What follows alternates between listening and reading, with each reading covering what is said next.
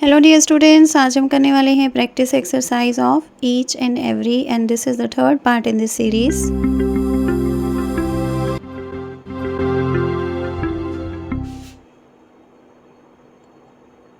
Put in each और every. अभी आपके सामने जो सेंटेंसेस आएंगे आपने उनमें ईच एवरी को यूज़ करते हुए इन सेंटेंसेस को कंप्लीट करना है। Number 1, dash player has 3 cards. तो सोचिए आप यहाँ पर क्या लिखेंगे। यहाँ पर आपने लिखना है ईच प्लेयर हैज़ 3 कार्ड्स, यानी कि आप इस बात पर स्ट्रेस देकर कह रहे हो कि हर एक प्लेयर के पास 3 कार्ड्स हैं। ओके, यहाँ पर अगर आप एवरी लिखोगे तो उसकी सेंस इतनी अच्छी नहीं बनेगी जितनी कि ईच को यूज़ करके बन रही है। ठीक है, तो आपने कंपैरिजन करना है यूज़ करके, और जिसकी सेंस ज़्यादा अच्छे से बन रही है आपने उसे ही यूज़ करना है। Number 2, Srishti has red dash book in the library. तो यहाँ पर आप क्या लिखेंगे, यहाँ पर आपने लिखना है every. Srishti has red every book in the library. तो इसका मीनिंग ये है कि आप कहना चाहते हो कि लाइब्रेरी में जितनी भी बुक्स हैं वो सारी सृष्टि ने पढ़ ली हैं।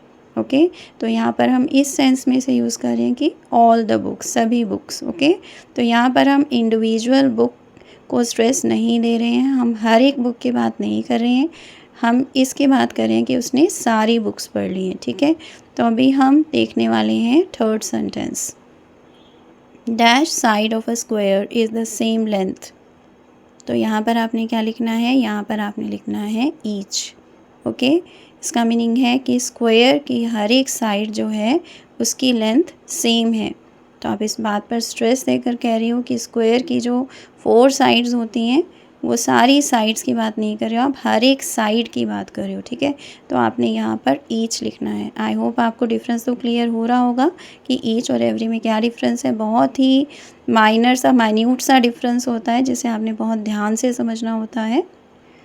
ईच और एवरी के ऊपर ऑलरेडी मैंने 4-5 वीडियोस बनाए हुए हैं जिन्हें आप देख सकते हैं, उनका लिंक मैं डिस्क्रिप्शन में शेयर कर दूँगी।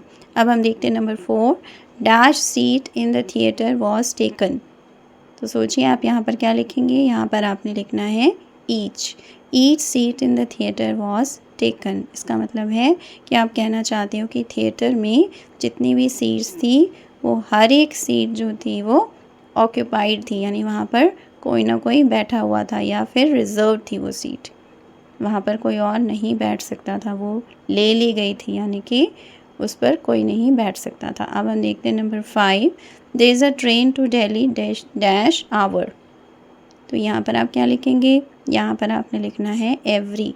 इसका मीनिंग है कि दिल्ली की तरफ जाने वाली ट्रेन जो है वो हर घंटे आती है, हर घंटे दिल्ली की तरफ ट्रेन जाती है। ओके, आई होप आपको अच्छी तरह से क्लियर हो रहा है। So that's all for today. Thanks for watching. Keep learning. See you in the next video. Please subscribe to my channel if you haven't done it yet. And please give me your comments. Thank you.